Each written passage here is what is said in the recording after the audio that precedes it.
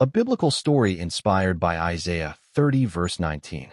The city of Jerusalem was restless that night. Lamps burned late behind stone walls, and whispers traveled faster than the wind through narrow streets.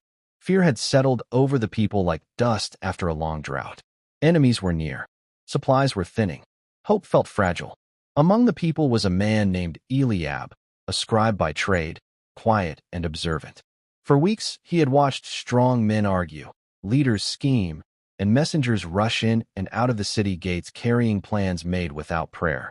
Alliances were discussed, gold was counted, and strategies were drawn, but God was rarely mentioned. Eliab felt the weight of it. He remembered the words of the prophets, warnings spoken clearly and then ignored. He knew that the people had leaned on human strength instead of divine counsel, and now fear had become their teacher. That night, Eliab climbed the steps to the upper part of the city, where the walls overlooked the valley. He sat alone, the city murmuring behind him, and for the first time in days he allowed himself to weep. Not loud tears, but heavy ones, the kind that fall when a person has exhausted every argument and every plan. As his tears touched the stone beneath him, he prayed, not formally, not eloquently, but honestly. "Lord," he said, "we are tired of pretending we can save ourselves. We have cried to men who cannot answer. If you do not hear us, we are finished." The night was still.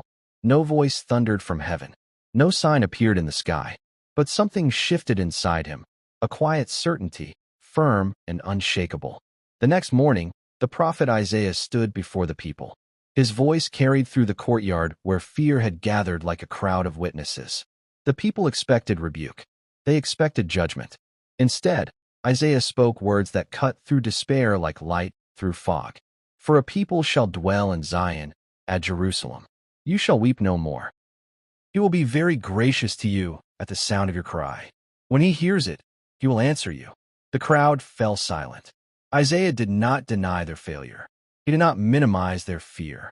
But he revealed something greater. God had heard. The crying in the night had reached heaven.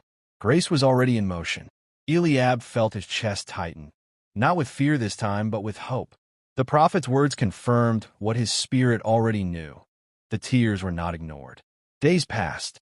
The situation did not instantly change. The enemy was still present. The walls still stood. But something else stood too: confidence. The people stopped running to foreign plans and returned to prayer. Mothers prayed over their children. Elders prayed at the gates. Worship rose where panic once ruled.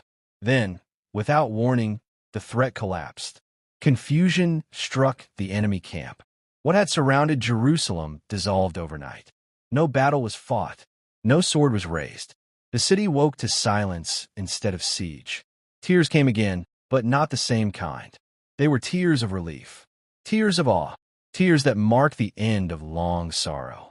Eliab returned to his scrolls and carefully wrote the words he had heard, preserving them for generations who would one day stand where he once stood, afraid, uncertain, tempted to trust everything except God. And the message remained clear.